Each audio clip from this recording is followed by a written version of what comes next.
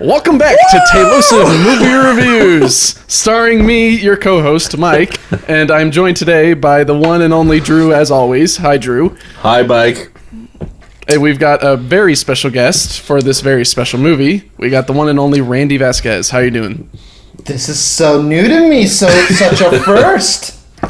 You were in the Endgame review. That's how you know it's a big movie, if Randy joins us. Makes it for the big ones. You know. I only show up. I'm like a rare Pokemon card or whatever. You're gonna bring me out for those special occasions. Yeah. You open the portal for Randy. He comes out. Yeah, I like that you mentioned Endgame because that was like almost a 10-year like payoff, so to say, with starting with Iron Man and was that 2007 or something like that? I think it was 2009. And then getting to 2019. Yeah, that's right. And now it's another, or I guess this time it's a 20-year basically, or 19-year payoff going from Tobey Maguire in 2002 all the way to 2021 with this monumental occasion with having Tom Holland in his final trilogy and so this is a bunch it? of other. This is the final one? I think we discussed this earlier. People are in talks right now. Yeah. There's all kinds of meetings. In the last podcast, we looked at some of the tweets or reports that Amy Pascal was in regarding Forbes or some other interviews, talking about how this is kind of the ending of the first trilogy with Spider-Man in the MCU, and then we're moving on to almost like a second trilogy, which we definitely got at the end of this. I guess one last thing I want to say before we get into talking about the movie. Spoilers. We're going to be talking about a lot of different details in this. If you haven't seen the movie... Wait, was I supposed to go watch it? Oh, no. It's like we kind of already spoiled it by the first 20 seconds. Kind of, yeah. But yeah, so if you haven't seen it, go see it. If you're being a little bit stubborn and just want to hear us talk about it, go ahead. Don't watch reviews if you don't want to get spoiled. Yeah, I guess so. That makes sense. But anyways, where do you guys want to start with this crazy mothball? In the beginning. My expectations were exceeded. My mind was blown. Oh, that's right. Matt Murdock, Daredevil was in this. My mind was like, what? He's in the theatrical release now. That was something I wasn't expecting. So it came out. He's a very good lawyer. Yeah, he is. I was like, if you hadn't have seen the Netflix show, that just would have been a very bizarre scene. Just some dude who's blind and then is able to catch bricks. They're like, why is that lawyer so good at his job? That's weird. He's a very good. That's all. Good enough for me. Yeah. Mm-hmm. I think this is maybe the first time TV has invaded the movieverse in a way. Yeah. If I can recall. I think because Agents of S.H.I.E.L.D. did like the reverse, and so did Inhumans. It kind of branched off from the movies. Right. But this is where... You had in Justice League, you had the Flash in Justice League go to the Flash from the CW. That was movie that's to a TV show. One. Yeah, they do lots of movies to TV. This was one of the first TV to movie. But I have so many questions. Like, was Murdock blipped? How did he handle the transition? But yeah, is Daredevil back, or is that just a cameo? I don't know. I have so many questions. From what Kevin Feige has said is that if they are going to do a Daredevil show, or at least have Daredevil in one of the movies, I know one of the movies or shows that they're coming out with soon, which I think is called Silent or Echo, one of the two, most likely will have him in it. And if so, Kevin Feige has confirmed that Charlie Cox will reprise his role as Matt Murdock. Gotcha. So that's exciting. Okay. Because I really loved the first two seasons of Daredevil. I tried looking into the third one recently, right after the Spider-Man movie, and I'm like, I don't know how I can jump into the middle of this season because that's where we stopped. And yeah, I stopped there too. The last thing that happened was Daredevil got his butt kicked by Discount Daredevil. So I guess spoilers for Daredevil season 3. But he makes it, allegedly. If he's in this, he must be okay. Yeah. But Randy, what did you think? Or at least what was something that was like the biggest moment for you in terms of like your jaw dropping in the theater? I would say the first real, like, I was like, yes, was when Andrew Garfield jumped through. Yeah, that was amazing. That part, I was like, I knew it was Andrew Garfield from the silhouette. Yeah. And I started cheering before anybody else. And so I'm the only one that's in the background going, yes! And everyone's like, what's going on? And then right when he jumped through and I see the bigger eyes, I'm like, yeah! And then they're like, okay. And then he takes off the mask and then everyone else starts cheering. I'm like, you guys are not real fans. I could just tell from the mannerisms and I was like, they said that's Andrew Garfield's Spider-Man. And then Tobey Maguire as well. Those, even though we all but knew, I actually did a very good job not looking too far into it. So I did not know photos were taken on set that had leaked, and I didn't know that it was really all but confirmed. And evidently Andrew Garfield went on a talking spree with different shows and stuff like that, saying like, no, that's not me, it must be a CGI, I don't know what they're doing with the film. And he was trying to cover up the tracks.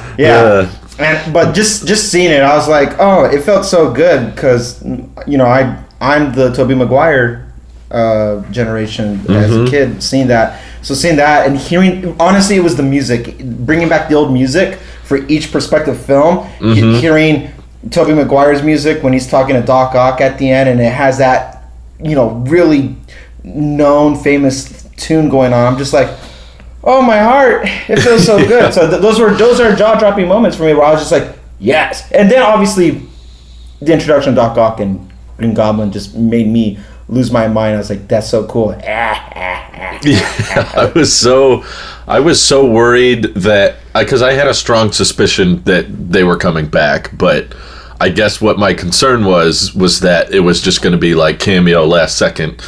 Oh, I can't fight them all, there are too many of them. And then last minute, hey Peter, we'll help you, and then they fight and leave. And it was not a cameo. They were legit characters that they used their backgrounds to help Peter 1 with, and they had a lot of redemption.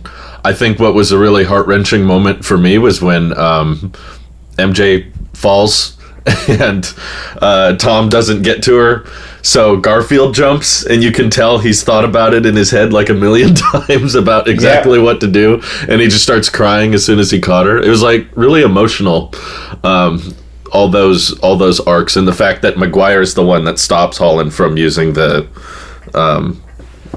what's that called? The glider. The glider, yeah. The glider. He's the one who stops him from stabbing, and I was like, oh dang, you're just tying so much in from 19 years of backstory all into this one movie. So satisfying.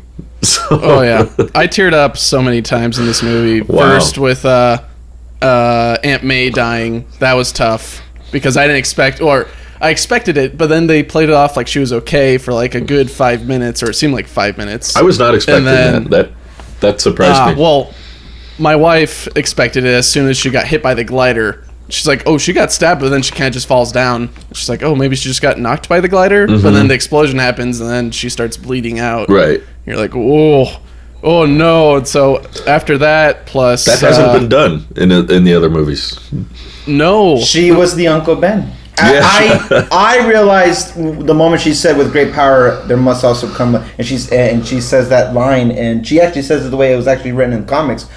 I go, oh my gosh, she's going to die, and then she collapsed, and I'm like, no. And I think for me, my level of involvement or investment in this whole thing, just to kind of give backstory on my side, I only watched the film the day before, like all the Tom Holland films, all of them the day before the movie came out. So where anybody else, like you guys, when watching, listening to this, might have had years and years of sitting with these characters, I felt all that emotion build up in less than 24 hours. So my emotional investment is different from you guys in the sense that I really was I was very energetic. I was like, I've been with these characters now for the last day, and I've seen them in the other movies where they'll make their appearances more cameo-ish, but seeing these character developments with MJ and Ned and everybody, Happy, all that, I was like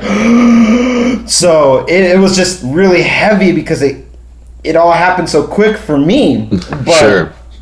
That type of clarity also kind of gave me a sense of like the bait and switch, because I didn't, up until she said with great power, I'm like, oh no, she's going to die, and it's like that's your death sentence. That it's like saying, what could possibly go wrong? Yeah. Something's gonna go wrong. And right. Hearing that, I was like, oh no, and I thought like, okay, well, but it hit me too. I got just as choked up as you were saying, Mike, about that one, and obviously with the Spider-Mans and stuff. Did you know?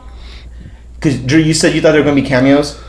Willem Dafoe specifically said he would not accept the role if it was just going to be a cameo. They approached him when they were just pitching the idea. They didn't have a script. He said, I don't want to just be in for the close-ups and have my face and then the Green Goblin, that's Green Goblin. I want to earn it. And I want to do my own stunts as much as I can. No, and the villains I knew were not cameos, but yeah. But it, like leading up to it, that where I'm going at with it is that they this whole process of this film, No Way Home, was meant to be kind of what Willem Dafoe is saying, that he's like, it can't just be cameos. And obviously he's only speaking for himself, but they assured him, it was like, these are not cameos, these are integral parts of the whole bigger story now. So no, he earned it. Dafoe was great in this movie. He is the definitive Goblin in my eyes. Oh, he's 66 years old and he's doing all this, and it's crazy. Yeah, it's insane. He was legit scary. I think they adapted him to the modern age really, really well, because they still had the back and forth dialogue, and he nails that. But also, I think what blew my mind the most was when Tom Holland is the first time he goes evil at the hotel building. He's just wailing at him, and Dafoe's just smiling as he's getting punched in the face over and over. I was just like, oh my god, he is in this. They're going through floors like every other scene. Like, how many more floors are you gonna crash through and still smile? It's insane. He's the Joker. Oh yeah, no, he totally earned it, and I'm glad. I was thinking back, I don't think there's a single new character in this whole movie. It's almost all pre-established characters from previous films. There's definitely not a new villain. These are all villains we've had previously. The MIT lady is maybe one of the new characters in the series. The one who Peter stops on the highway, like, hey, can we talk? Right after he goes to Strange. That's as close as we can get to a new character. MIT application processor. I'm going to talk to the board for you, Peter. Wow. Riveting stuff. Nepotism. Well, I know we don't want to let him into our school, but he saved me on a bridge, so I think we should. You saved my life. Yeah. And she's yelling at Doc. Yeah. What'd you guys think of that bridge fight scene? We got little teases of it in trailers, if you watch the trailers. But overall, were your expectations met with Peter fighting Doc Ock? No, I loved it. I like how he kind of brought with him that kind of Sam Raimi style dialogue. I wonder if Raimi directed little parts of this here and there, just because Raimi is working on the second Doctor Strange film. So he's working with all these actors and producers now anyway.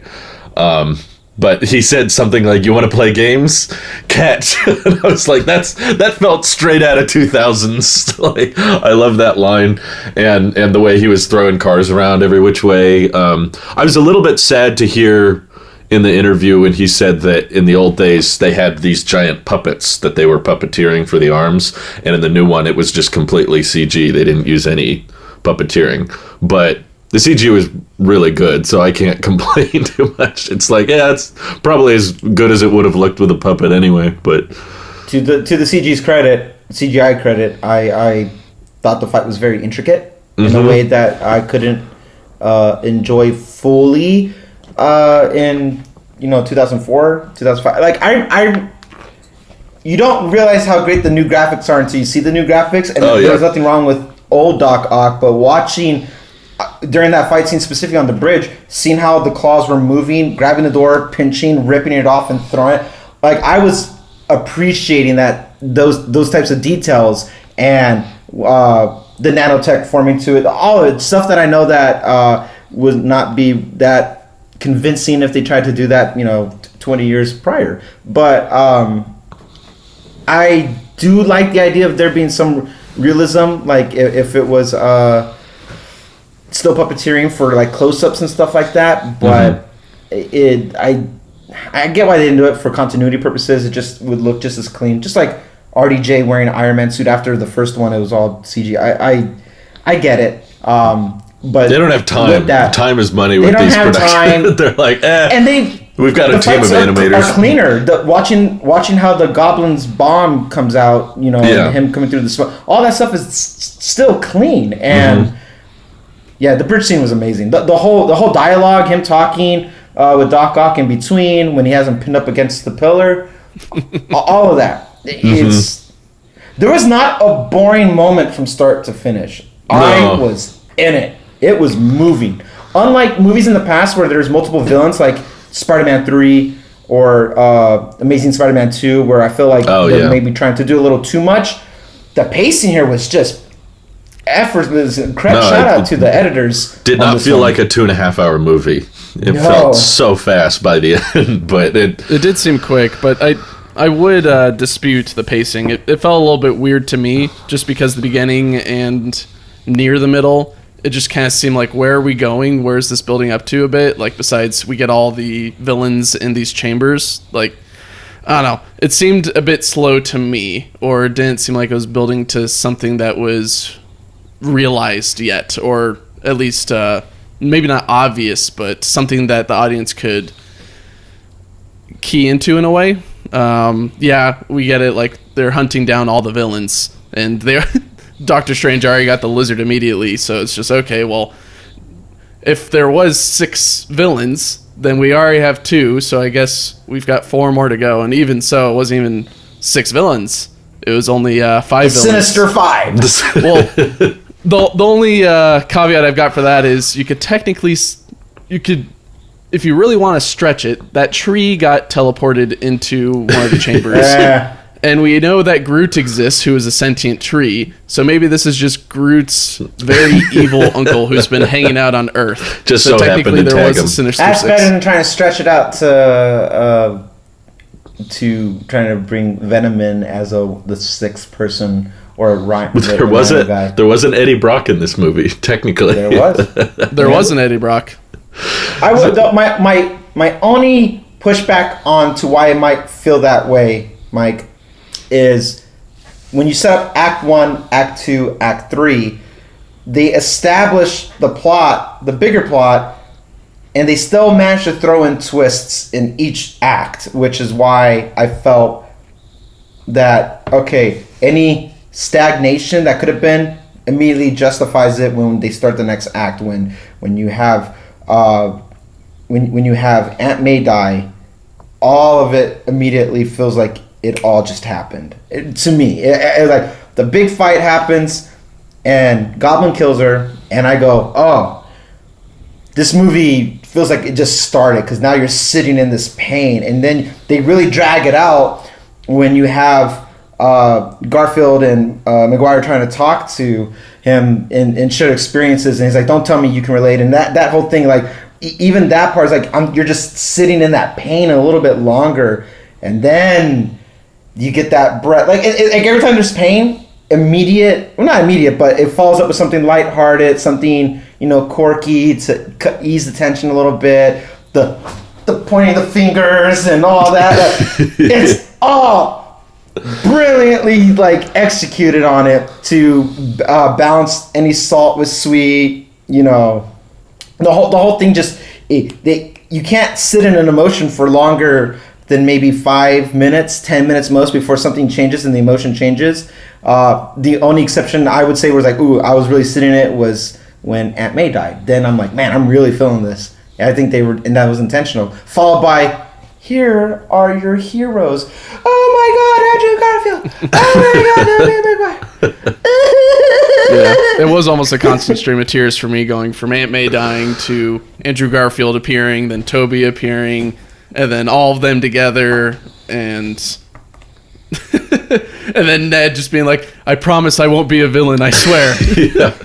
It's so great when they're telling their stories that we know and the characters don't. It's like, he died in my arms. But technically... He died in my arm when he tried to kill me. Yeah. Tragic. By the own plot's justification, maybe this is a bit of a plot convenience, but you technically could have had Harry Osborn, MJ, and Gwen all come to this universe at the same time. And maybe they just didn't find them. Maybe they were like running around in the streets and we never saw that. But maybe they would have cast under the same spell. Yeah, it is interesting that they choose, like, again, how this spell works is really strange, because it brings in these villains right before a lot of them die or go away, right? Yeah. They say, oh, they hint at Doc Ock basically fighting Peter in the boathouse and then blipping out of there into the MCU universe. Same with Green Goblin. He's about to fight Peter, or is fighting Peter in the cemetery, then gets blipped out. It kind of works if you're grabbing people who know who Peter Parker is. They don't know who he is until like the last little stretch of their lives. So if you had to grab them from some point, it's not going to be from way earlier in their career. It's going to be when they knew who Peter was. Plot hole would be Jamie Foxx. He never found out, but this is a Jamie Foxx from a different timeline, not from, like, yes, Amazing Spider-Man universe, but not Amazing Spider-Man 2. He's not blue. So that's how you interpret it then. He was blue for a split second. He was blue right before he sucked up all the energy at the power station. But you interpreted, Randy, as this is from the Raimi and Webb universes, but it's not the ones that we have seen on the film. They're just slightly different. The only ones that we saw in the film were Tobey Maguire and Andrew Garfield. They aged appropriately physically. Only the Spider-Mans are the ones from what we saw in early 2000s and early 2010s. The villains are not the same ones, obviously, because most of them are dead, but even the ones that aren't dead, they are from a different timeline of those perspective universe. That's how. So they're variants then, okay. Kind of like the whole Loki situation where you've got different variants of Loki. This is different variants of villains. Okay, I could buy that. That's how I would interpret that. I didn't take it that way, but I think regardless, you have to have an alternate reality now because of how the movie ended. Because you think you cured them all, and I'm like, wait, the whole reason Harry Osborn ends up hating Spider-Man is because he believes he killed his dad. In this corrected timeline, now his dad is not dead, so or crazy anymore. And, Doc, I love Doc's fascination with the arc reactor. That makes so much sense. He was like, hey, it's in the palm of my hand now. Who needs tritium? I got this stuff Tony made. He loves the nanotech. He's like, whoa, this is kind of cool. But yeah, I took it as, I guess Sandman's, again, his motivations are nowhere to be seen. In Spider-Man 3, we don't know why he's doing bad things. In this movie, we have no clue why he's doing bad things either. He just decides he wanted to go home, I think, was his only motivation. He's like, I want to be with my daughter, and my daughter's not in this reality. I don't trust any of you. Yeah. But he was protective of Tom Holland at first. He was and then he's just like, wait, I don't know you. You're not Peter. Yeah. And then gets blipped into the the chamber. I was actually really surprised, and my mind was blown that when Electro showed up, they played the Hans Zimmer theme, and I was not expecting that, but it played the and I was like, whoa, I know that song. They brought it back. I was like, oh, sweet. I like your theory, Randy, on the different variants or anachronisms, I guess, in a way. Mainly because of Electro, where he doesn't seem like the same Electro from The Amazing Spider-Man 2. He's a little bit too cool, a little bit too confident. He acts a lot differently. He's ripped. He's ripped. Yeah. He has decent hair. With that, Jamie Foxx, I love him in that role. He was killing it the whole time. He's his smart mouth just running the whole time. He's just... He has that too cool attitude. He's like, I don't care about none of y'all. I'm just here. Like he lays it out there. He's not something. He's not pretending to be something he's not, and he's just slightly jaded. Like that's the thing. Like this Electrode he's been sitting with this for some time. Even though he says I was absorbing the power grid, and that was near the end of Amazing Spider-Man 2, where it almost overrode his chip there. So. It's still the same Jamie Foxx, but it's not from that film. That's where it's like I feel like this one he's been sitting with this a lot longer because he's more toned. He's not the comb over insecure nerd. Hi, Spider-Man. He's not that, and that was his motive of feeling his hate from Amazing Spider-Man 2, where he was just like, no one saw me. You didn't see me. You didn't care. And it was out of almost that from that insecurity that he had, being a nobody. And it felt like his motives here were just there. It's like, I can taste the power's different here.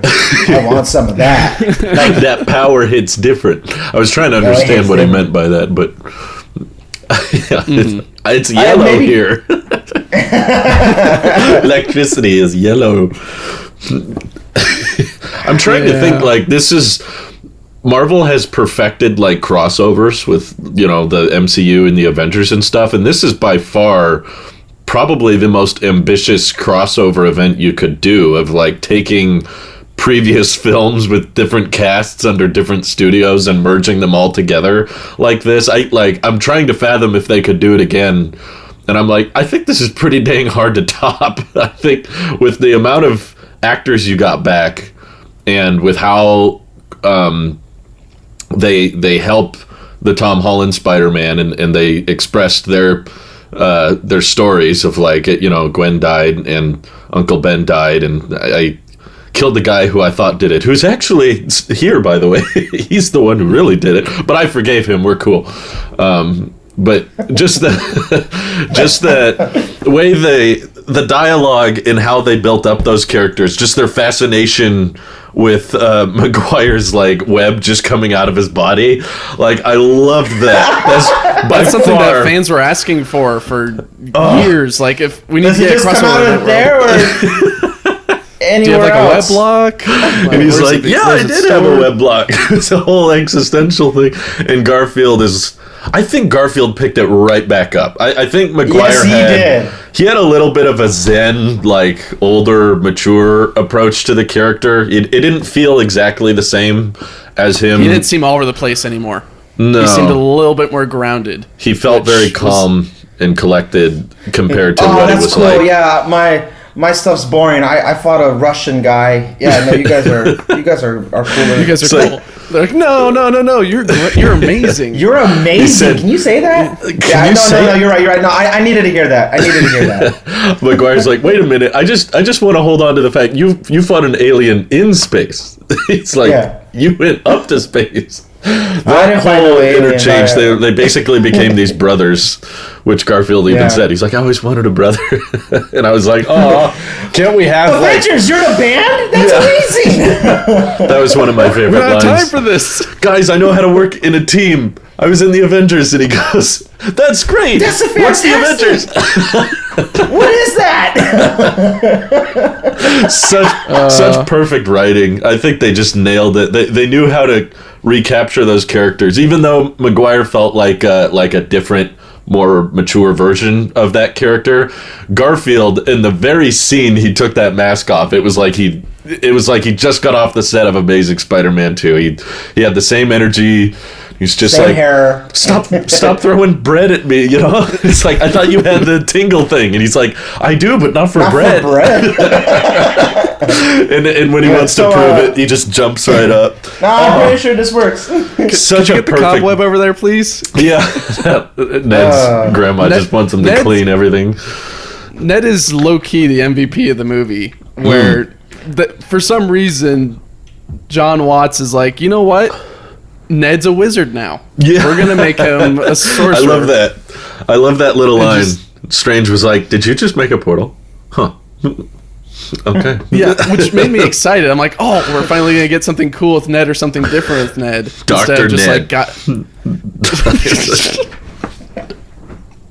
Ned Strange.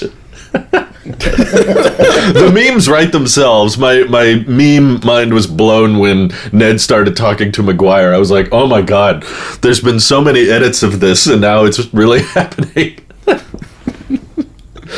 They have so much fun. Oh yeah.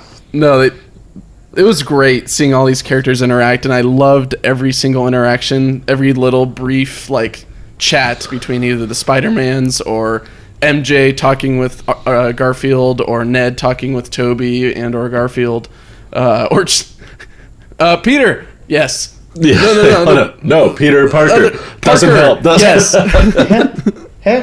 Right. Yeah.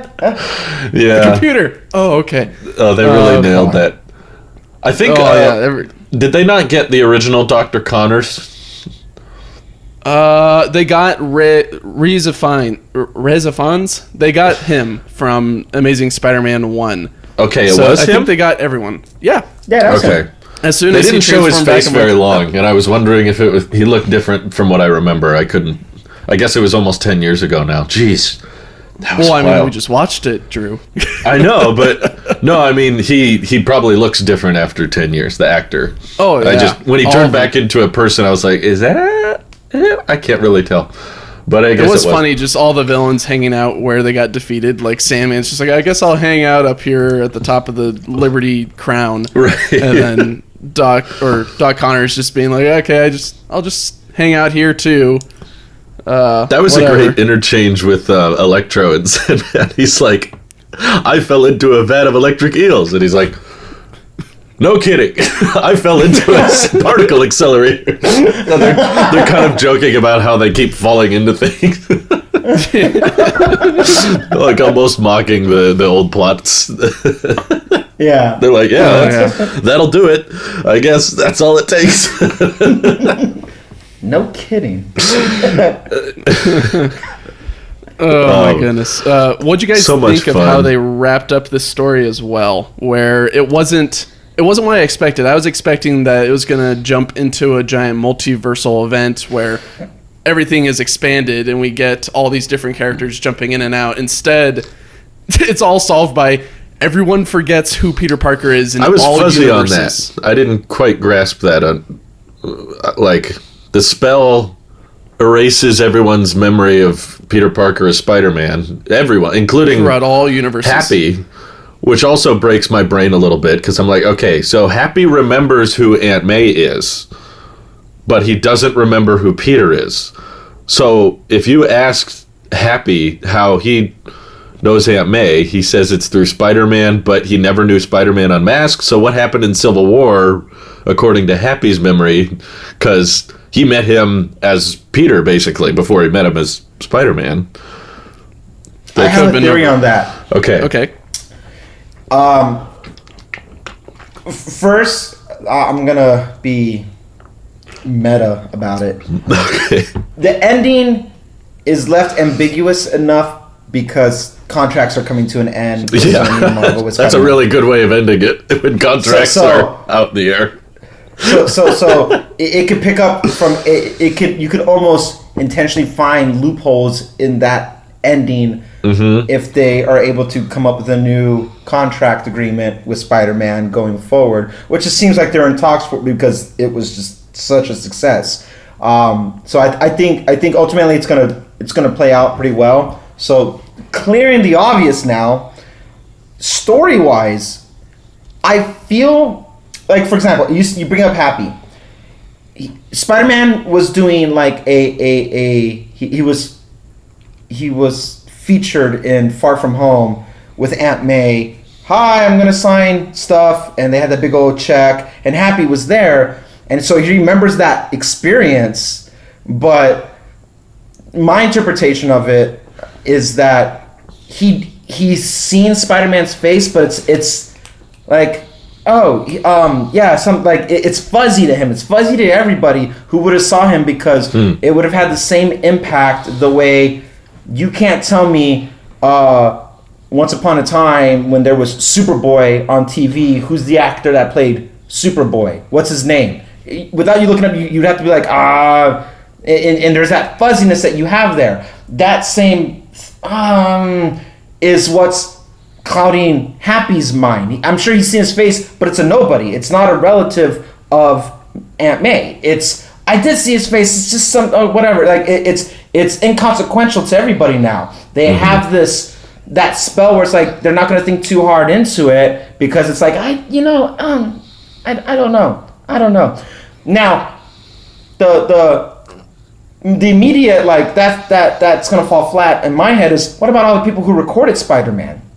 I was thinking of Far From Home. They have like this whole sit down pep talk about Tony and about being the hero on the jet. Yeah. Happy and Tom are talking for like an hour. Those are just things like when you wake up from a dream. You have a dream, you remember the dream in the moment, and then you just kind of forget about the dream. You're like, oh, I did have a dream. It felt weird. You remember how you feel in it, but it's kind of just, you're not meant to really like dig any further, and you just kind of let it go and you move past it.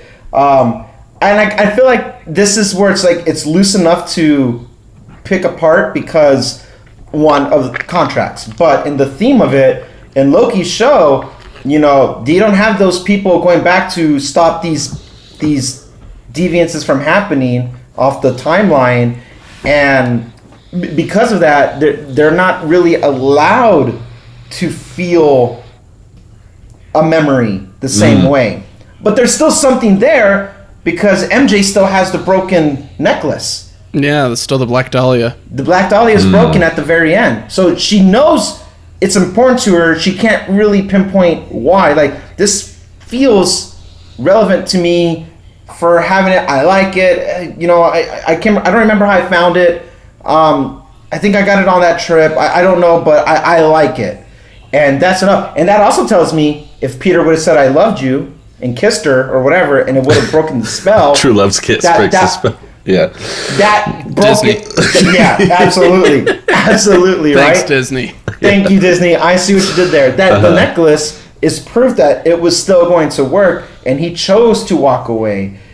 So for me, the ending was meant to be not definitive like that, because hopefully they can work something out and patch it all up in this next batch of films they could come to an agreement with. They got to work all the contracts right now. My God, that legal team must be having a field day. Okay, we need an Amazing Spider-Man 3 now. People are asking for it. Give Andrew Garfield his day in court. Spider-Man 4 with Toby Maguire. I think they have to come back, right? Like, in my mind, they have to come back now. I feel like it's weird if they don't. Right. It feels really weird if they don't, but it's also it's going to be confusing to know what timeline they jump back to. Like, is Max and Dr. Connors all good? Well, I guess Dr. Connors didn't die. He never died. No, he just got went arrested. To jail and was approached by. He's the only one who doesn't die. Sandman doesn't die. You're right. Sandman doesn't. Yeah, I love that scene where they're like, "Do you know what happened to me? I don't. I think you died. I don't know." Well, I was just thinking of the Amazing Spider-Man universe, of the characters they grabbed from that. Electro died, but there wasn't much consequence to it, so I guess him being alive as normal Max isn't going to throw off. I think he's set up the best. If you try to go back to the Sam Raimi trilogy, it's going to mess up everything, because now Harry's motivations are all screwed up.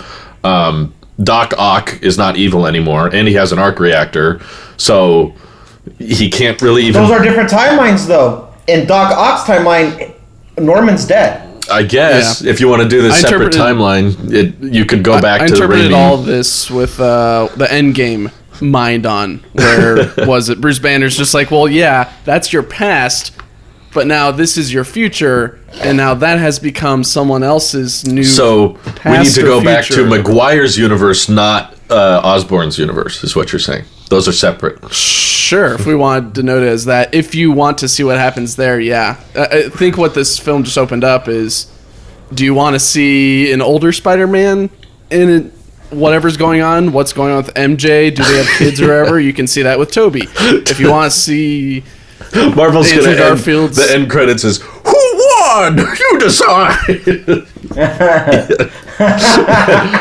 whoever gets trending on Twitter. Whoever won on Twitter gets the next franchise. I guess they're trying to see who got the best reactions. I think Garfield is set up the best right now.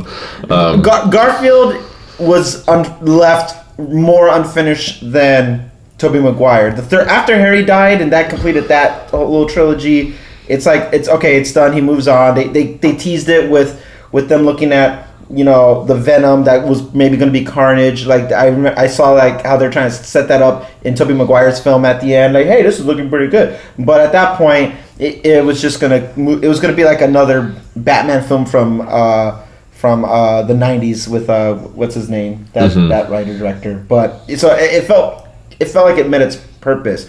Andrew Garfield, everyone was like, he's not coming back. They're gonna reboot again. Wait, yeah. Gwen, like it ends with Gwen dying? Like that, it's not finished. The story's not done. Harry, even though, in my opinion, definitely now even more than ever, terrible Goblin, hasn't finished his story either. Because he's held captive, and that shadowy guy in the figure who approaches, everybody. Hey, I'm building this team thing, and at the end of both films, it feels like it was still left more unresolved than Sam Raimi's story. But with that being said, the Miles Morales one seems to be the next ideal one because they all but said it in name with Electrode. Yeah, I wish you were black. That was great. With Garfield's like, oh. Sorry. Man. Donald Glover even calling his nephew, which his name was Miles. Mm-hmm. Okay, that has to be kind of. They left the door open. I don't know if they want to. That's in Tom Holland's universe, right? In my mind, now that's Tom Holland's Spider-Man. Yeah. So put that to the side. Andrew Garfield still seems to be the highest contender to at least be equal with the amount of films that happened with Tobey Maguire and Tom Holland. But that's the real question. That's my next question, though, because we love seeing them back on the screen, and now it feels awkward to not go on. But after doing a crazy crossover like this, can you go back to making standalone solo films outside the MCU? And obviously, Harry Osborn in the Garfield universe was not resolved, but do we want to see him again as Goblin, or is that going to just be a foul taste in our mouth after seeing Dafoe and the Sinister Six they were setting up? The guy with the walking through the basement and seeing all the tech. Do we want to try a Doc Ock that's not Melina? No, I wouldn't. No, exactly. That's where I am. Is I'm like, I don't know if I want them to try again with new, unless they're willing to incorporate it with the Tom Hardy Venom. Maybe him versus Garfield could set up a good third film. I think this is the beauty of this movie, is it sets up so many different paths you can go. You can return to the Toby Sam Raimi universe. You could make 50 movies after this. Yeah, you can go to the Andrew Garfield universe. I think what is great or fantastic about this, which is why I think Sony agreed to a lot of it, is they can return back to their original goal back in 2014. Oh, heck where they were setting up the Sinister Six and Spider-Man. And because Andrew Garfield jumped out of it, they're like, okay, well, I guess we'll just do the Sinister Six and bring in a new Spider-Man and then have him become our new red-headed moneymaker. Or not red-headed, but red-bodied moneymaker, that's whatever it is. I did find it also interesting, Drew, that you are Andrew, and then we have Andrew Spider-Man, and then we also have Tobey Maguire Spider-Man, but also your dad is Toby. I thought it was funny how we got a lot of parallels here with the Erickson family. And Andrew met a guy named Tom once. I'm thinking. I'm trying. I've met a few Toms. But what I was saying before is like, this allows Sony to do what they're doing already, kind of with like Morbius. They can kind of recycle the remnants of the old series that kind of fell apart. The old plan. They can return. What I keep forgetting, I ranted on this back in the day, but there was a time where we weren't sure if we were going to get another Tom Holland Spider-Man film. The contracts were falling through, and it was all up in the air. And they were in debate because Sony and Disney could not come to an agreement. So it's all speculative, of course, but I'm partially wondering, like, was this part of the stipulation? Like, did Disney play the multiverse card to win Sony over? And they were like, hey, if we get them back and we get Garfield involved, then you can use him to salvage your franchise and tie him into your Sinister Six film. Sinister Stick, sorry. The Sinister Six, starring Groot's uncle. Six Stick. Sinister Six Stick. But... Stick. Yeah, like, situation. I think regardless of what happens going forward, Sony benefits a lot. Yeah. Absolutely. They get a lot out of this, and they can do it without Marvel now, technically. So, yeah, I hope they just, because the thing is, in context, Andrew Garfield had issues with Sony because he didn't like where they were taking the character. Right. And now maybe court of public opinion here, the people have spoken, and maybe Sony can, grow up a bit and be like, okay, and give a little bit more leeway. I felt this was even a bit of a redemption for Tobey Maguire because maybe people don't know this, but after Spider-Man, he kind of fell off the bandwagon a bit in his personal life. He had a gambling problem, and with success, this same story with people who have so much success that happens to him. He's doing a lot of, But so this felt kind of redemption for him to give him his I'm going to put some dirt in your eye. That's I was waiting for him. I think I think whatever happens, this felt like a send-off at least for William Dafoe. That was a closer for that Goblin. It ends with him getting cured and he doesn't die. I don't think he's coming back. I don't think he needs to come back. He was the main villain of this one. Now he's been in multiple films, Spider-Man 1, 2, and 3. Yeah. But main villain of 1, main villain of No Way Home. I think we can all, I feel like, agree definitively that's Green Goblin. He can hang up the uniform. No, I think you brought closure to the character. There's just going to be another universe out there with a happy Osborn family, and things don't go wrong. And there's not much of a story to tell after that. It's like he was saved. He's good. Like, I think that's it. To your point where about do we want to see it with the other Harry Osborn, I think that's where they might have to go because Norman Osborn's story is now concluded, at least on TV, on film. We're done with Norman. Harry, okay, James Franco's not coming back because there's too much controversy around him now. So, sorry, I'm out of the lot. Oh yeah. Long story short, he's been Me Too'd. So. Okay. Yeah. All right. Good call. Good call, Marvel. There's no way he's coming back. So Harry Osborn. Anyways.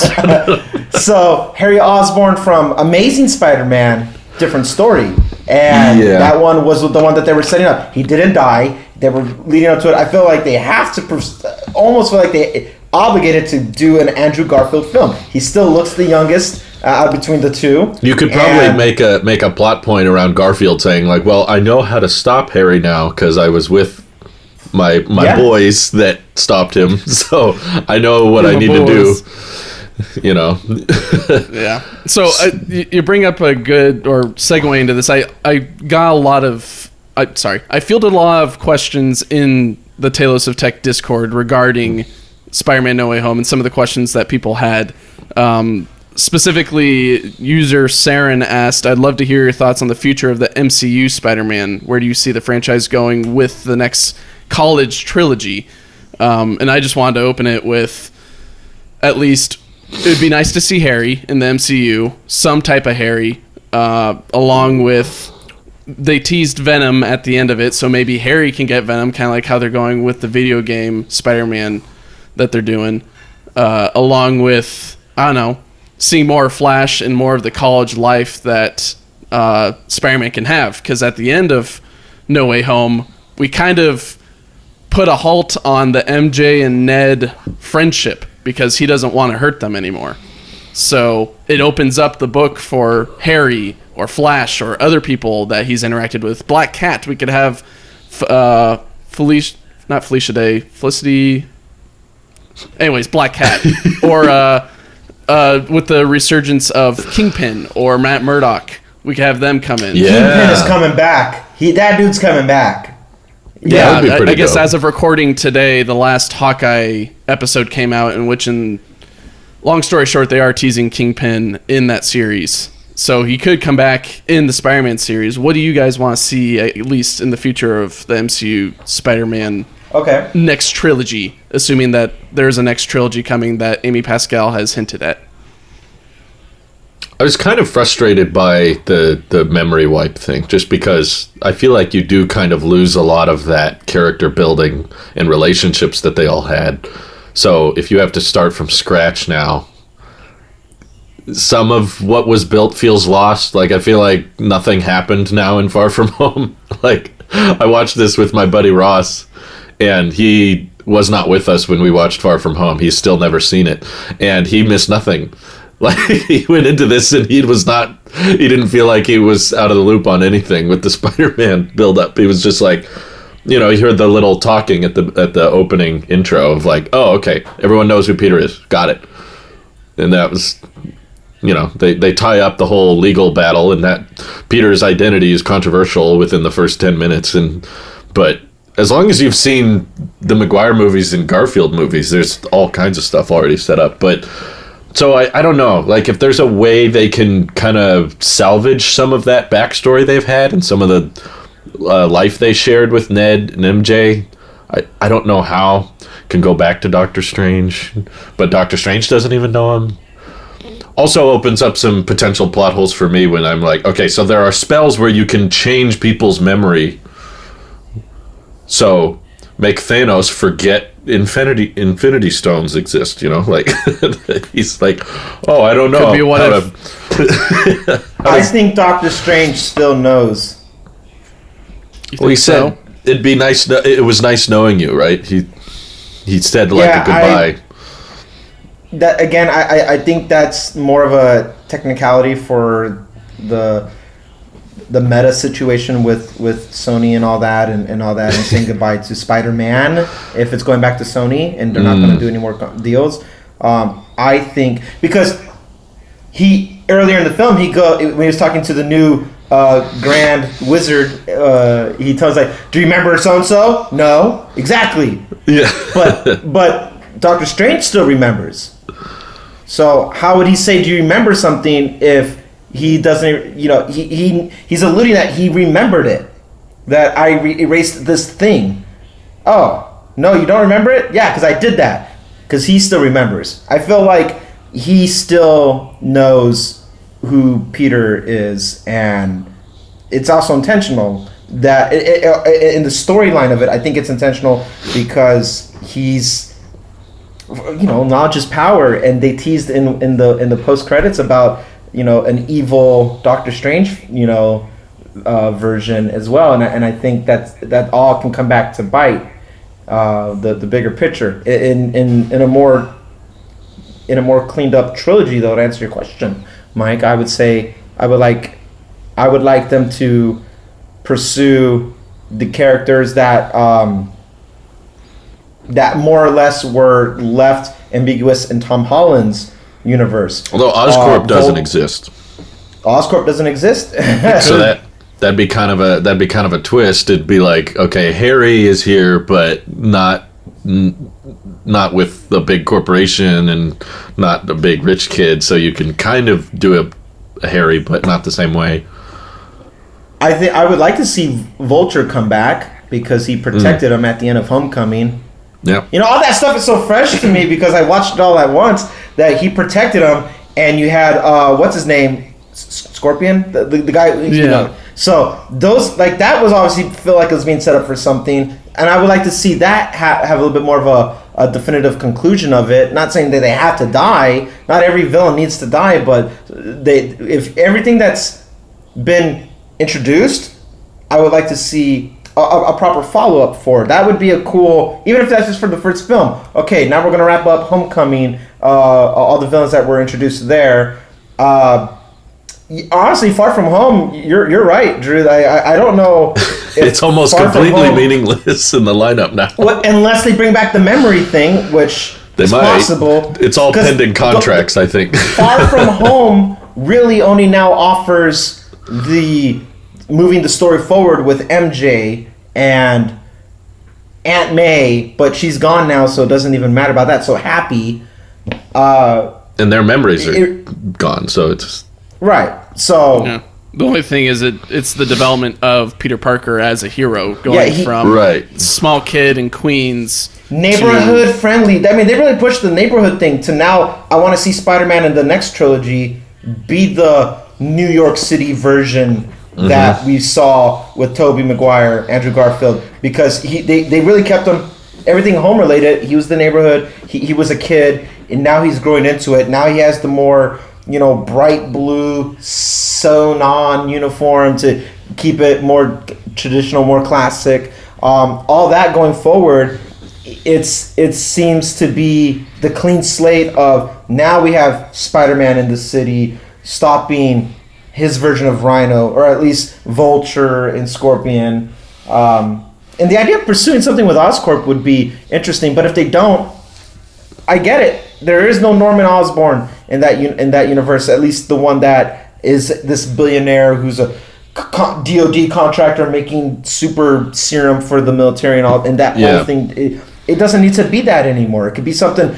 It almost diminishes it because of the whole events of Thanos. That's like, you don't really care about these little things anymore. When you went to space, you fought intergalactic. Who cares about the war that's coming on the home front? That's a tricky part with Marvel. Is like I think that's what Eternals was struggling from, because they have to keep trying to make bigger threats that get even more crazy than Thanos. And I'm like, it's not working for me, because you just saved the whole universe from this big event, and now you're trying to recreate another big event. But you need to go smaller, but then the stakes aren't as high, so people are like, well, who cares if it's this little, New York City crime problem anymore. I guess what I'm trying to process is, like, can you do a Tom Holland Spider-Man? And I would love to see him, like, start babysitting Miles, or, start mentoring Miles and kind of set up that new Spider-Man while simultaneously trying to rebuild your friendship with MJ and Ned. In this universe, you could technically have Peter be a photographer for J. Jonah Jameson again. That was the one thing I was. Maybe. You mean Alex Jones? Yeah, it's literally just Alex Jones in this universe. That was one thing I was wanting a little bit more of. I don't feel like J.K. Simmons got his time to shine in this. Not necessarily. No. He's also the definitive. He is the definitive. He was in it, but he didn't have those great comedic lines that he had in the Raimi films. He didn't have. You're right. Where you been? Looking for you all day. You're fired. He didn't do any of that. He was just kind of. Did you pay me in advance? The media. Yeah.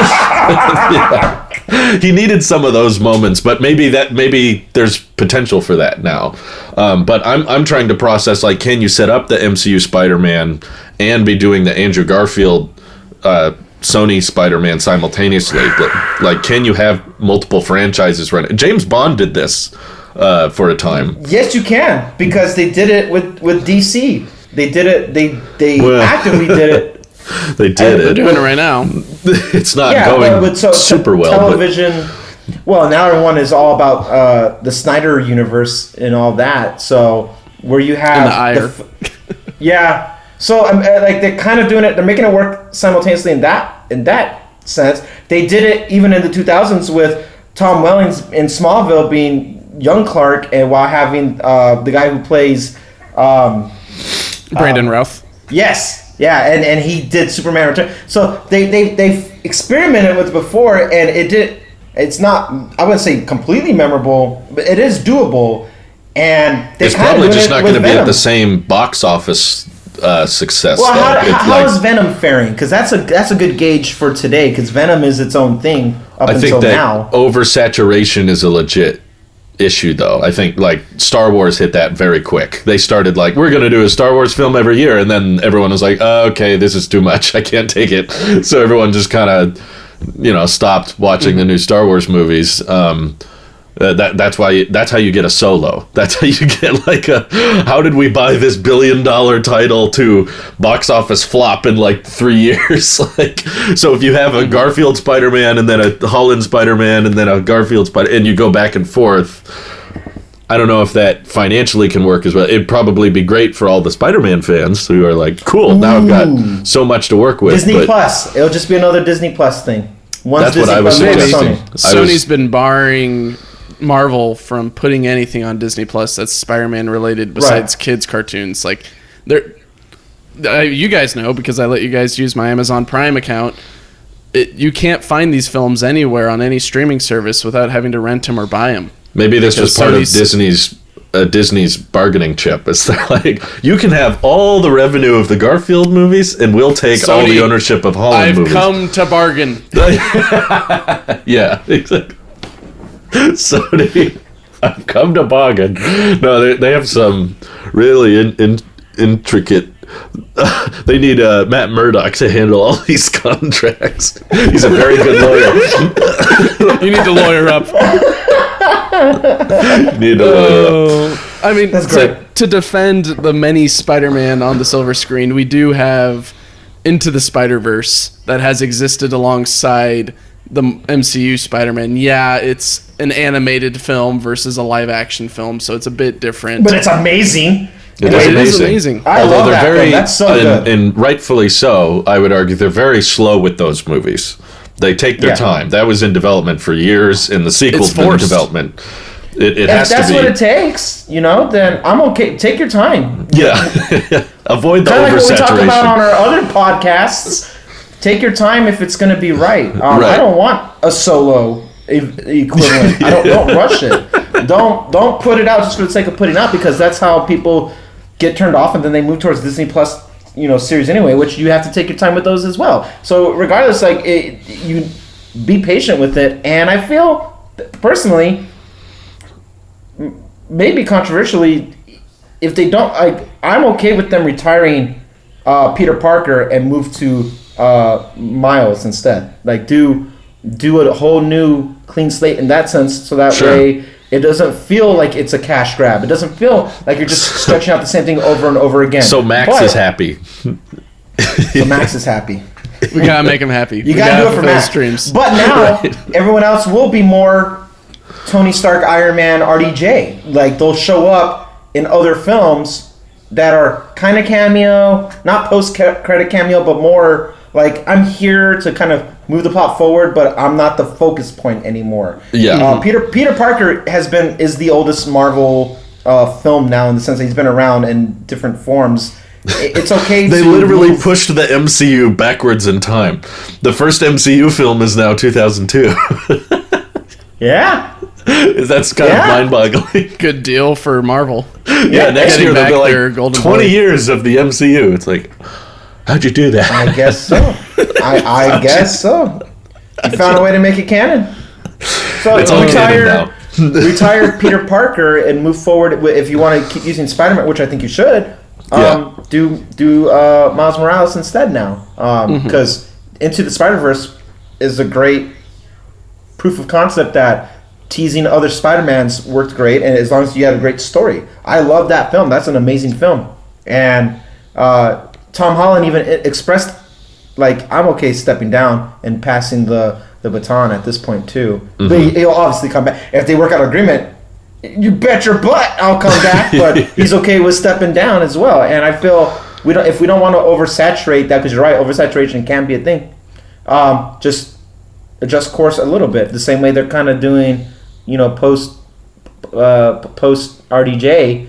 Mm-hmm. How they're going to move forward with that? It's just adjust, course correction, but it's not. It's inevitable. So. Yeah, right. This is going to be a trick. Yeah, one character I really do want to see if Tom Holland gets back in the saddle again, which it seems like it's pretty much going to happen with some reports I've seen that Spider-Man 4 is being developed. The MCU Spider-Man 4, not the Sam Raimi Spider-Man 4. One character I'd love to see, which they almost teased, but then they didn't really show his face, or I don't think it was even the actor either, but bringing back Mr. Dickovich. Yeah, oh my god. As soon as he said rent's due at the first of the month, I was like, Dickovich! He's back!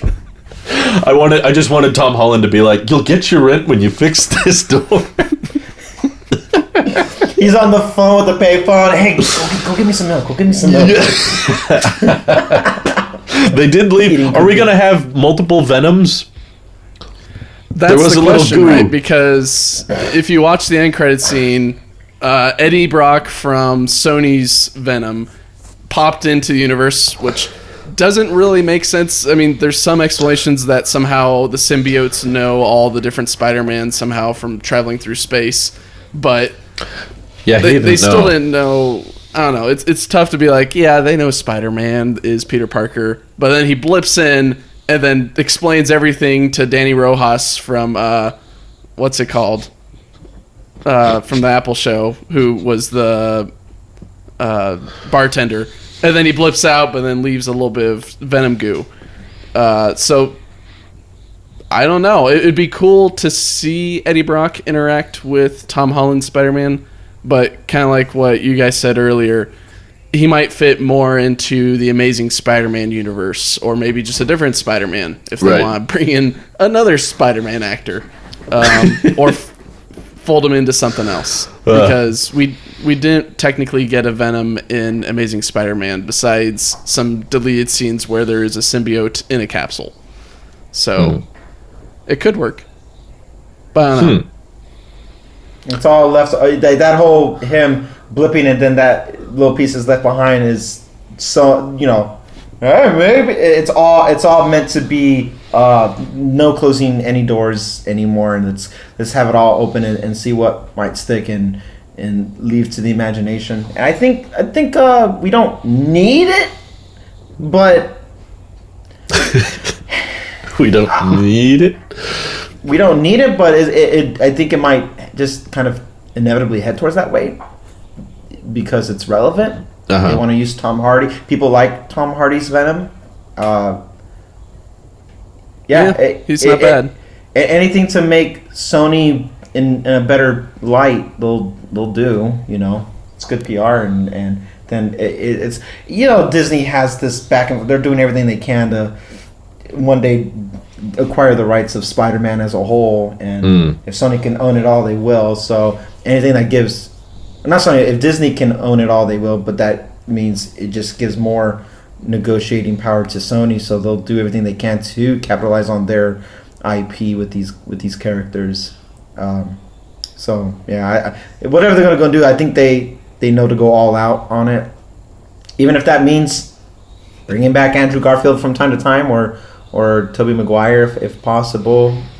I wouldn't be surprised if we see more of the villains that didn't make it back. From Adrian Toomes, Scorpion, Rhino. I would like to see them. Yeah, you want to see Rhino? It'd be nice to see. Yeah. Show me MJ while you're at it, and other Harry and everyone else or Gwen.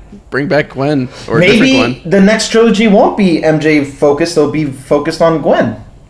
Yeah, it'll be Peter struggling to bring MJ back into his life because he cares about her, but he doesn't want to keep her in danger. And then he meets Gwen in his universe, and then she's all okay with being in danger, I guess, or something like that, or they find a new dynamic.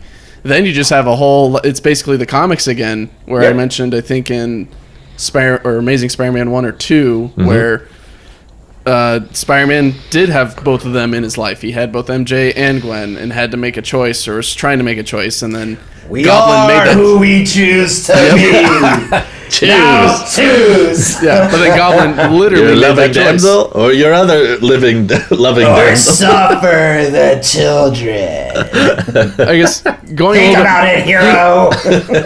Going a little bit more on the critic side of this, or being a little bit more stingy, The thing I didn't really like is they stabbed Tobey Maguire with a blade. And then 5 minutes later, he's like, I'm okay. I just need to be held up by my spider friend and I'm good. Yeah, like, the dude I've been stabbed before. He says he's been stabbed before, but like, is that excuse for being stabbed by a giant large blade from either the glider or Willem Dafoe's sword?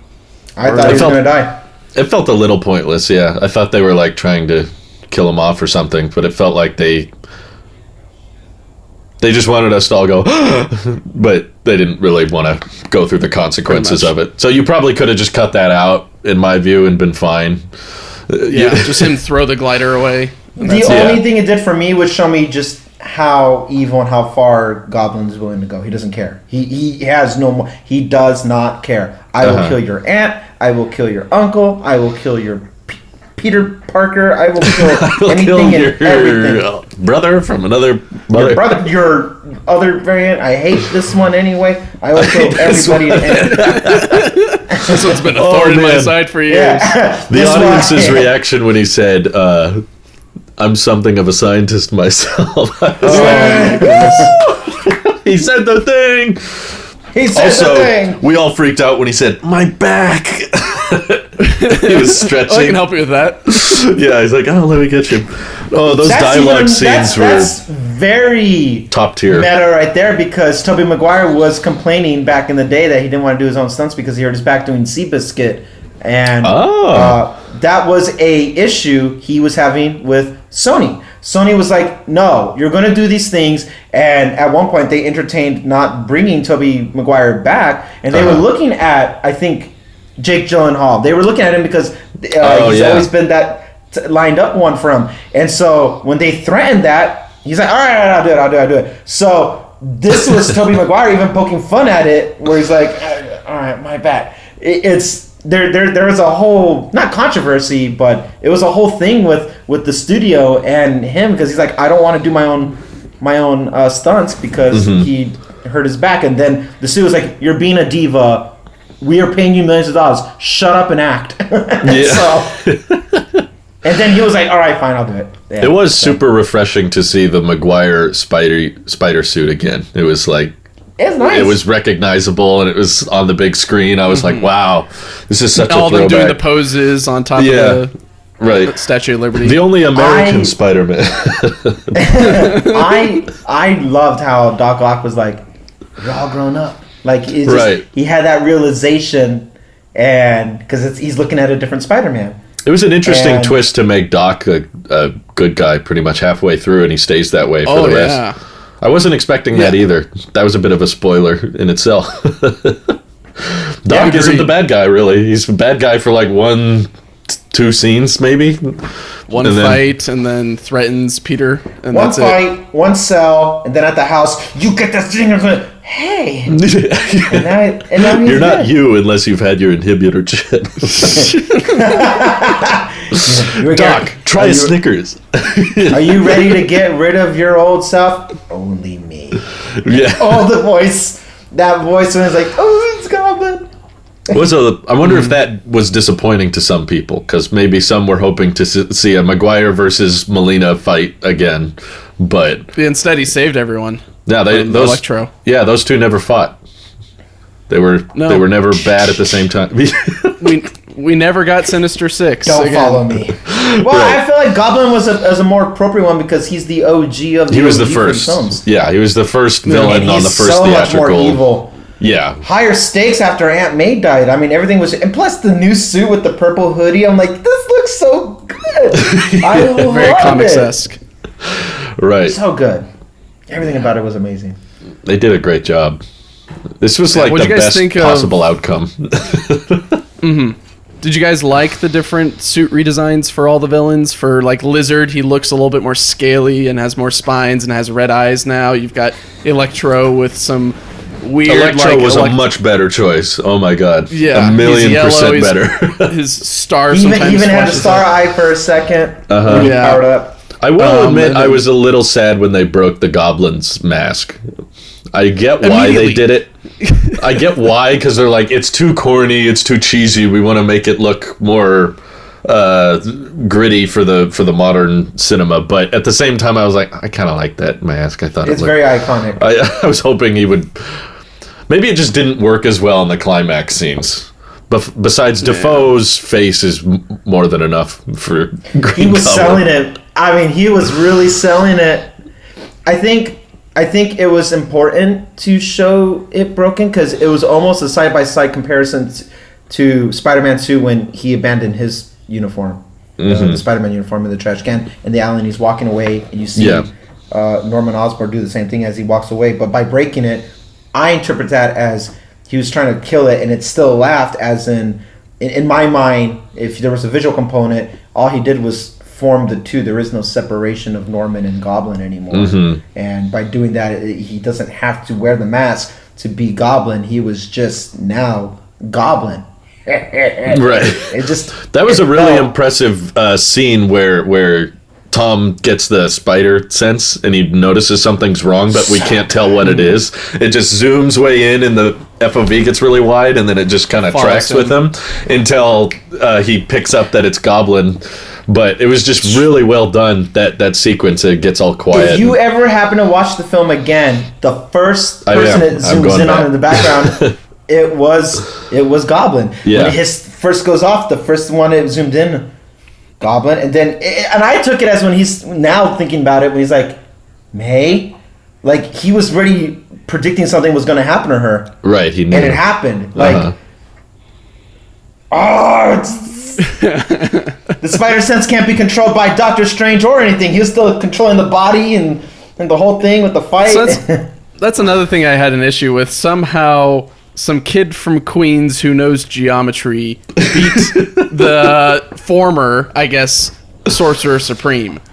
How does that work? Yeah, right? That felt a little quick to me. It felt like you probably haven't watched it. I haven't either. But like the Star Trek Discovery approach to like math. Yeah, I'm so good at math. And this one, he's like, stay in school. Take that, Doctor Strange. I know about geometry. And he shoots the webs everywhere and catches them. Like, I don't know how Strange got out of that. Ned got him out somehow. But Ned just opened the portal, but he was fine when he walked out. He wasn't tied up or anything. I took that as that Strange opened the portal, that Ned did it.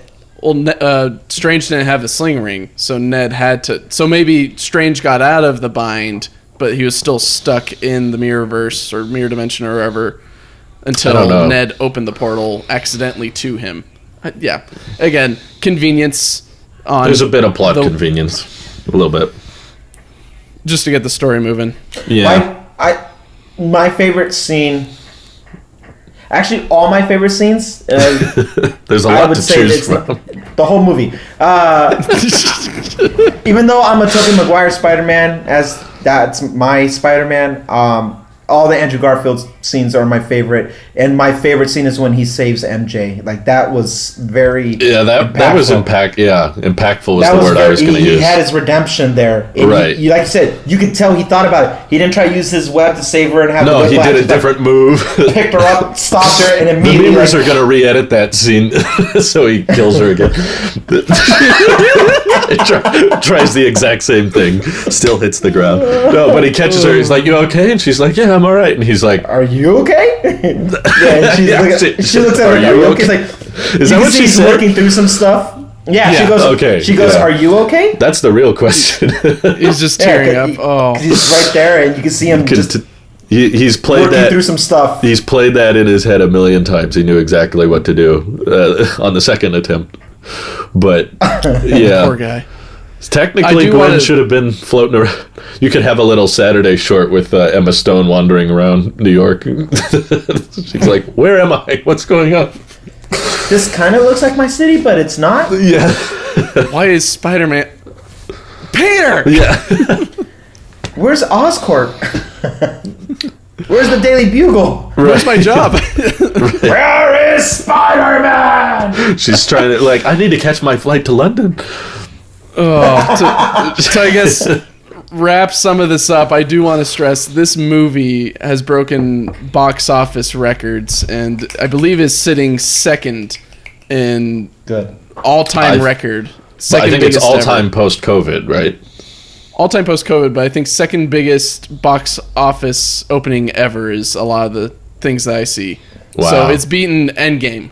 And I think it's right under, I guess, Avatar or whatever, because Avatar did a little cheatsy. That's amazing. Yeah, Avatar's cheating. That's not fair. You can't count when the movie comes out a second time. That's not. Yeah. But they're clearly doing very well. They got my money. I paid for everyone's tickets, and I'm going back next week with Wyatt because it's his birthday.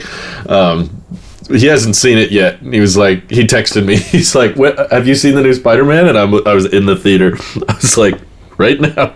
But I told him I want to watch it again anyway. So I plan on going back. I want to watch it one more time. I'm voting with my wallet. I'm voting with my wallet. I'd be like, this is like fan service on steroids.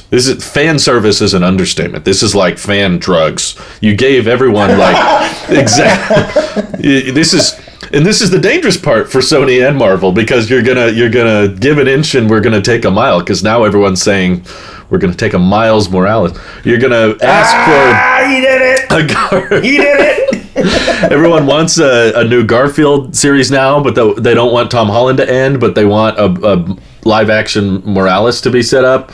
So everyone's going to want more of this, and I'm trying to think of how else you can do these multiverse-type crossovers. There's really not any that would be as amazing as this one. I feel like maybe you could do one with Edward Norton Hulk comes back. Oh, no. You could have Brody from a different universe. It's War Machine. Oh, don't have him come back, please. If this is just about tying up loose ends with contracts and people being upset about how things were ended, I'll take anything that has Edward Norton in it. I'll watch it. I don't think he would do it if offered. Well, there's a price. Anyone has a price. No, everyone can be bought. They're actors, let's be honest. Yeah. They'll take a price.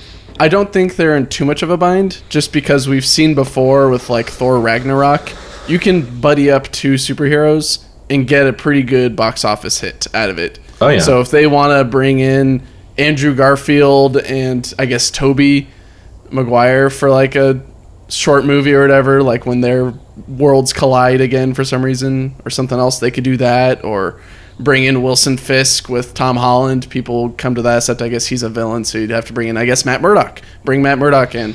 You can have a little superhero buddy squad right there. I think Doctor Strange has to set some kind of record for number of appearances in MCU movies, but only one actual film for himself.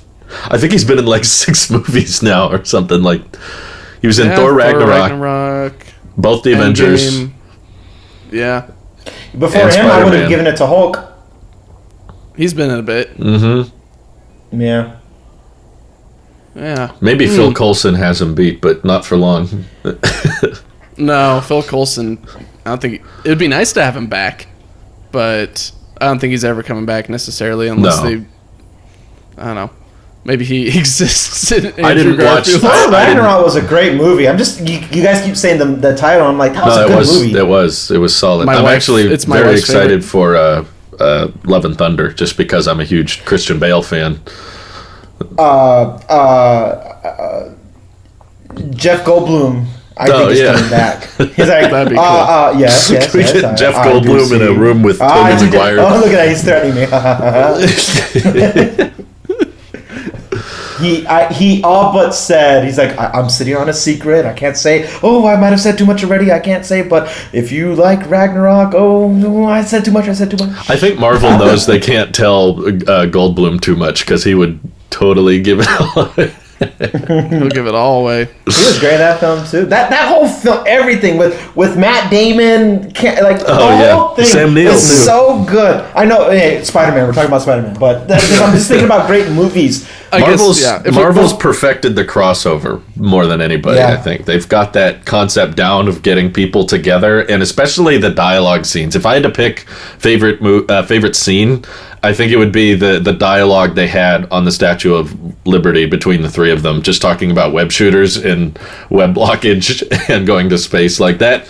interchange was like a dream. It was like the fans would have wrote, fiction about this for decades. They did. And the fact that we actually had a moment where we're sitting in a movie theater watching three different guys that all were casted as Peter Parker talking to each other over the course of 20 years, and they're just shooting the breeze, They're just talking about what it's like to be Spider-Man. I was like, this just feels real.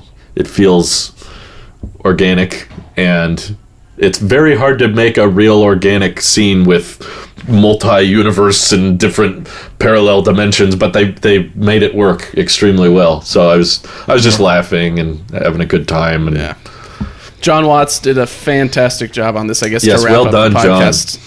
Well he done. did great. It makes me more excited for the Fantastic Four, since he is going to be directing the new Fantastic Four movie. Is Krasinski in that? It would be cool if John Krasinski is in it. A lot of the fan concept art of it is pretty neat to see. And he just keeps looking at the camera. Yeah, and that's it. Just him being fourth wall breaking.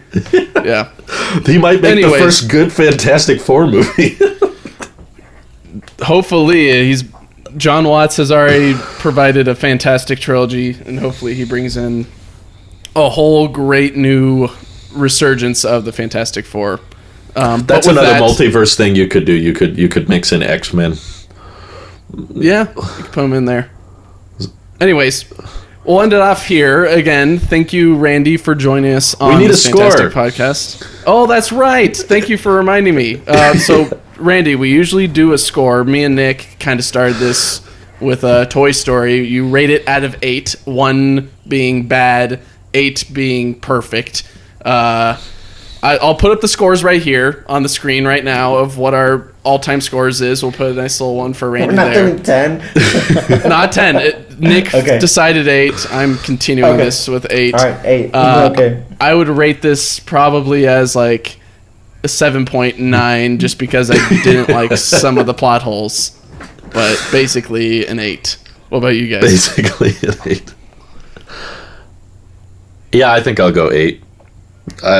There's no perfect movie, so it's ridiculous to act like I'll ever find a movie without a single flaw, but this is as darn near perfect as it gets. So if you're fundamentally against 8 out of 8, then yes, I'll say 7.99999. I was like... repeating, of course. My friend Ross, who's not super into the MCU, but is aware of it, walked out of the theater saying that was the best Spider-Man. And he liked how it was more about the previous trilogies really than it was the MCU at the end of the day. And I think it is like the perfect embodiment of taking all the theatrical Spider-Mans and honoring each of them in their own way and respecting all those characters and making good use of them, and the villains too, of course. So it's hard to top this one, so that's why I have to say my new favorite Spider-Man film for sure. Gotcha. Before Friday, I would have said Homecoming was the best one. Me too. And me too.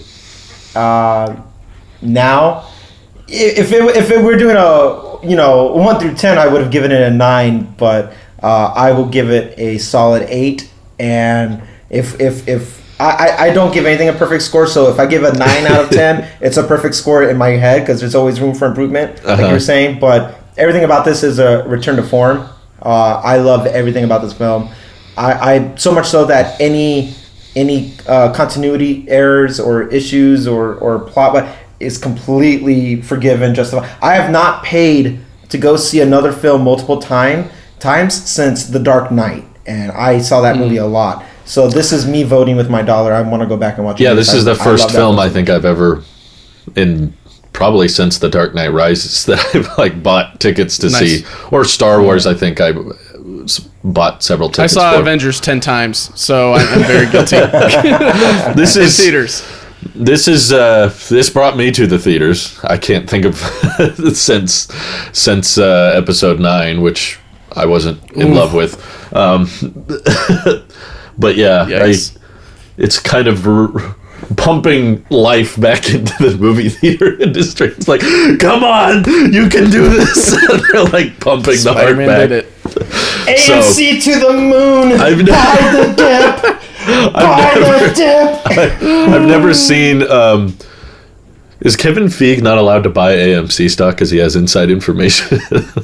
I don't think he's allowed to buy anything anymore besides more actors before movie rights. Yeah. I've never seen an audience score so high on Rotten Tomatoes, at least on a recent film. It's at 99% right now. And I need to get to 100. I'll go. 1% is Paul Giamatti, I think. Gotta get Paul Giamatti and Dave DeHaan back. All right. We'll say sayonara. Thanks again, everyone. Catch us later. Happy New Year. Happy New Year. Godspeed, Spider-Man.